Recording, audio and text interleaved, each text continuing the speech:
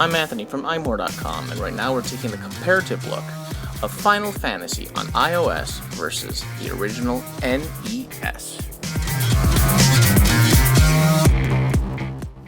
Back in the day, the NES and the Super NES were the consoles to get to play the best RPG titles, and Squaresoft, now Square Enix, was the developer to bring them to those consoles.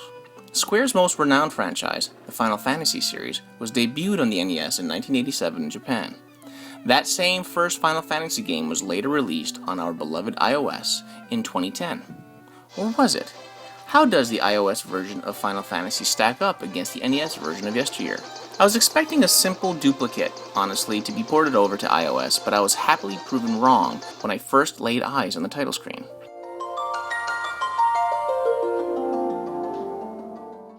Immediately, it was easy to see and hear the differences.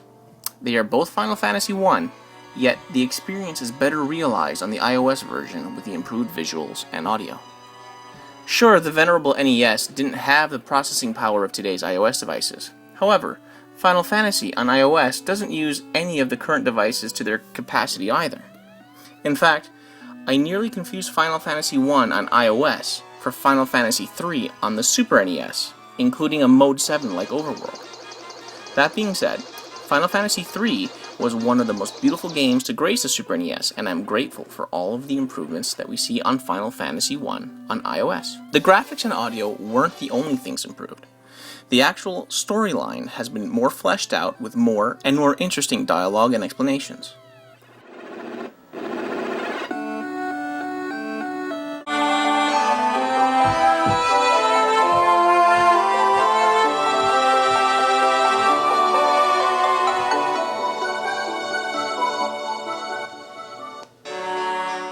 The menu screens are improved with better access to each character as opposed to tediously pressing the action and back button to access various characters in game.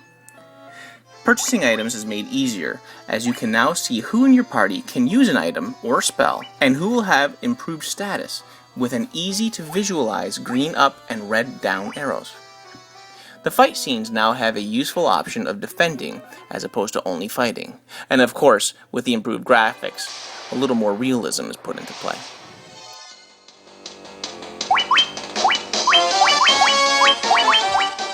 When in a town or dungeon, you can now hold the D-pad and press the action button so your character will move more quickly. This option was not available on the original NES. The best part of the iOS version over the NES is the improvements of the save game system. Previously, you could only save at an inn, and when powering off the NES, you had to hold the reset button before pressing the power off button. Now, staying at an inn only restores your hit points and magic points. You can save anywhere at any time with 3 save slots.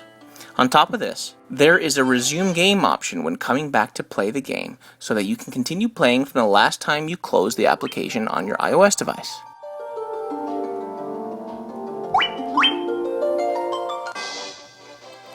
One minor gripe I have with the new version on iOS is that I find myself not properly pressing on the on-screen D-pad at times, and frustration can set in if I do this too often. The NES gamepad always gave you feedback to know that you were properly pressing its buttons.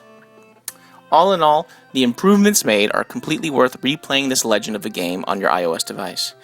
Even if you've never played the original Final Fantasy, I totally suggest playing the iOS version over the NES version any day of the week. This was Anthony from iMore.com. For more great videos, please subscribe to our YouTube channel at youtube.com/iMoreVideo and follow us on Twitter at iMore.